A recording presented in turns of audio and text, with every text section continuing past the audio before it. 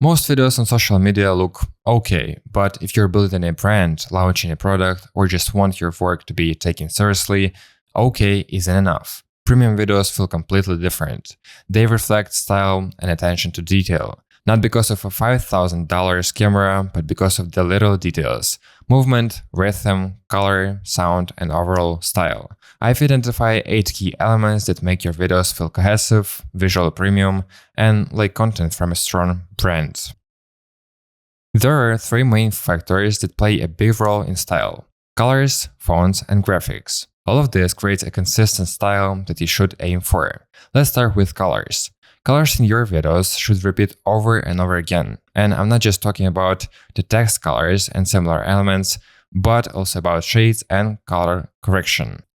For example, you might use green text on a white background when you want to highlight something in the video, or when you're writing chapter titles to break up the video into sections. And the video itself, where you're speaking, could have a green or yellow tint, and so on.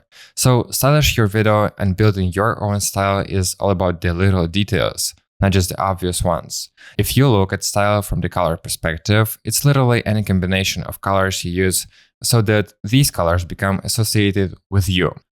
Fonts work in a similar way. If you choose a font, stick with it and don't change it. You can also tell whose video it's based on the font. Big brands have their own fonts made specifically for them to stand out from others. For example, Apple has 2 main fonts, and one of them is divided into 3 variations to add even more variety. There are a lot of fonts you can use, both free and paid. Usually, fonts aren't expensive unless it's a very popular one lately. In that case, fonts can cost around $400, but typically you can get one for about $10. The last factor is graphics. Graphics are used everywhere now. Basically, graphics are animations of elements in your video. Any animation through movement, scaling, or rotation is considered graphics. And here you don't have to overcomplicate things. You can keep it simple and minimalist. This way you won't spend too much time, but will still get a good result that looks and feels like a high quality video. If you want to know more about color combinations, fonts, and graphics, check out my video about details in videos to dive deeper into the technical side of all this. The next things you need to know to make videos that feel expensive is the balance of volume, sound clarity, and sound design. Let's start with the most important and fundamental thing: sound clarity. The quality of sound determines how expensive your video feels. There are very common mistakes that most video editors make, and these mistakes significantly reduce the positive perception of the video. One of the main mistakes is making the sound too quiet, not removing background noise, not getting rid of reverb, or if you do remove reverb, you end up muffling the voice so much that it sounds like someone's talking from inside the can. You should avoid all of this if your goal is to make the highest quality video. Now let's talk about volume balance. When I talk about balance, I mean the proper balance between voice, music, and sound effects. There is a certain hierarchy, and I'm specifically talking about cases where voice is present in the video, because there are types of videos where music plays a more primary role in the audio hierarchy, like a car or house review with music playing. So the most important is voice, then sound effects, and music should be the quietest. This hierarchy is reflected in the volume of each audio source, not in what's important to use and what's not. It's important to use everything. I hope it's clear that voice is the most important because the information the person is sharing is the key part of the video. Next, we have sound effects because it will be hard to distinguish a sound effects from the music if the sound is too quiet. And finally, music in the background to cover noise, fix sound imperfections, or make the video more atmospheric and convey emotion through it. As for sound design, it gets a bit complicated. To keep it short, you need to use sounds for their intended purpose and in the places where they are needed. You should also consider what these sounds are designed for. For example, there is a rise sound, which gradually increases in volume, building tension. Then there is the hit sound, which makes a sharp noise like a muffled explosion that gradually fades. It's used to release the tension. So if you swap these sounds, it will sound weird, and that's not what you want. To avoid that, you need to understand the purpose of each sound you use. To dive deeper into this, you can check out my videos on music, sound effects, and how to make videos that look expensive, to learn more about sound in detail. Now, it's important to explain the significance of editing with purpose, because many people don't even think about it. There are a lot of nuances to consider in every video.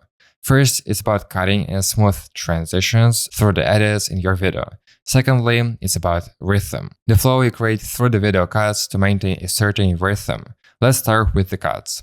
Editing is often not given enough attention, and I haven't seen a video dedicated to explain its importance and purpose. To put it briefly, the goal of editing is to convey the idea and meaning of the video. In other words, to create storytelling. And by the way, when I say smooth transitions, I mean those transitions between clips that are almost unnoticeable. The very cuts between video clips. They should be seamless. So if you want someone in the frame to move slightly off-center or in-center, make sure the composition of the previous clip matches the composition of the next clip. You need to pay attention to every little detail here. But it's also crucial not to make one mistake that is common even among professional video editors. This happens when there is a small gap of 1 to 2 frames between clips, which results in a black screen, or a similar mistake happens when someone leaves extra 1 to 2 frames. This sticks out and isn't very pleasant to watch. I also have a separate video where I talk about all the subtleties of editing, so I recommend you check it out to avoid making mistakes and to do everything in the best way possible. Well, let's talk about the details that are essential to use consistently to give a better understanding of what you're talking about in the video. There aren't that many details I focus on: icons, videos, photos, and subtitles. Icons are necessary to visually emphasize key points. Videos and photos should be used when you're talking about something that can be visually shown or proven. For example, I can say that I helped my friend master video editing, after which he gained over 100k subscribers. To back this up, I can add a photo to prove that he indeed has over 100k subscribers. Or I can show statistics of his earnings and views through a video. So there's no doubt about what I'm saying. So if you can visually show something, use whatever you can to make it happen. But don't overload each frame with elements just to fill the video. That's gonna be difficult for you to do, and it's gonna annoy viewers because it overloads their brain. Ideally, you need to know when it's appropriate and when it's not needed at all. Basically, you need to understand what's important to emphasize in the video, what information is essential to display through icons, photos, or videos. But with subtitles, it's a little different. You can add them throughout the entire video, but under one condition: that nothing else is there except the speaker and the subtitles to make the information easier to process. It's important to format the subtitles correctly and apply them well. To understand how and why to use them, check out my video about subtitles. It will definitely help you understand this better. Color grading is an essential part of the video editing process. It's not just high quality sound that affects how well a video is perceived, but the video itself. How well you do the color grading determines how pleasant the video will be to watch. The most important thing in color grading is setting up the colors and lighting properly. If I were to give one piece of advice, it would be this: make the video look realistic. The colors should be natural and the lighting should be realistic. No need to boost saturation by 150%. Approach this more responsibly. Also, your video shouldn't have parts that are too dark or too bright. Even the most basic color grading settings will help make your video look better. You just need to know how to do it. And by the way, it doesn't matter which program you use. If you have basic tools for color and light correction, you can still make it look great. In my video about color grading, you'll learn everything you need to know. Editing with an idea is a bit different from the editing with purpose section. Let me explain what I mean. Editing with an idea is about using trends and your own individual approach to creating videos. This means coming up with temporary or unique ideas for your content. It's important to understand that trend-based ideas should be used wisely, not just copied exactly. What's the idea behind the video or trend? Then take the idea and adapt it to your videos. Don't just copy everything blindly and think it will work. And don't think that if you copy something that works for others, it will work for you too. It won't. I've made the mistake of just repeating things, but it never worked out for me. I have a great example from one of my videos, where I took the idea of a person talking about what he learned after 2000 hours in After Effects. I took the idea to share my own experience, but instead of just repeating the exact same thing, I shared what I achieved and what I understood after 4000 hours in After Effects. And it blew up. I got 18,000 views and more than 400 subscribers from that video. Do you see? What worked here wasn't mindless copying, but just the idea that I took and adapted to my own experience.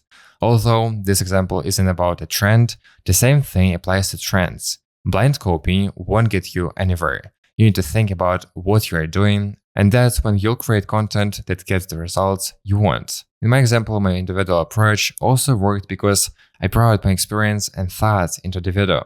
People are genuinely interested in someone else's experience, especially when it relates to what they're going through, to learn more and progress faster. So if you're someone who can share your experience in a particular field, go ahead and do it. So the mastery of editing comes down to two things: using professional tools and having a flexible approach. Professional tools can be not only video software or plugins, but also knowledge. You may think that Final Cut or DaVinci is enough for your needs, but that's not always the case. If you try different programs, you can realize that they differ and are not as similar as you may think, each with its own set of tools. Just try out different software to understand which one works best for you. It's also not a good idea to limit yourself to just one program. Sometimes I use 4 programs to create a single video. For example, for one video where I did an experiment in Blender, I used Premiere Pro, After Effects, Photoshop, and Blender. More often I use 3 programs, all except Blender, but sometimes Premiere Pro alone is enough. However, there's rare. I like using Adobe's suite of programs because I can easily switch between them and everything is in one place, and I prefer their interface over all others. Knowledge is also key. I've made a video on my main channel where I say that there are no secrets, at least not the ones they share on YouTube.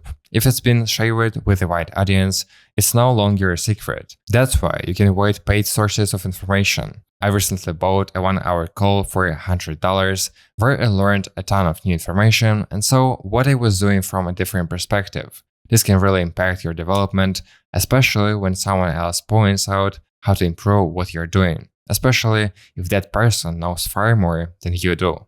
If you also understand that learning is important, you can start with my free 15-minute video. If you like it, you can fill out the short form for a chance to get training from me. In 1 month, you'll be on a completely different level of editing skills and understanding how to edit videos. The link is in the description.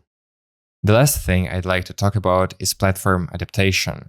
As you know, depending on the platform you're creating content for, you need to choose the right video format. You need to decide whether to go with a 9:16 ratio or 16:9. For short content, you make the video vertical, and for long videos, you use a horizontal format. It's important to keep this in mind and create everything according to this format. I think it's essential to mention because you may need to create one video in 2 formats, and you should decide upfront whether to make a horizontal video that can easily be converted into a vertical one, or to create separate videos for each format, which will take more time. Also, keep in mind that some apps have interfaces that may cover parts of your video elements, negatively affecting how the information is perceived. To avoid this, there are specific frames and layouts that help ensure your elements are placed where they won't be obstructed. I have several frames in my store to guide you on which areas to avoid adding elements. Additionally, I offer many free and paid useful products in my store that will simplify or speed up your video editing. The link is in the description. Thank you for watching this video until the very end. I really hope it was helpful for you and that you learned a lot of new things you can apply in your next video. If you want to master everything about video editing in one go, I've got a full video and a playlist that covers it all. No fluff, just pure value. Subscribe if you see value in my content, and see you soon.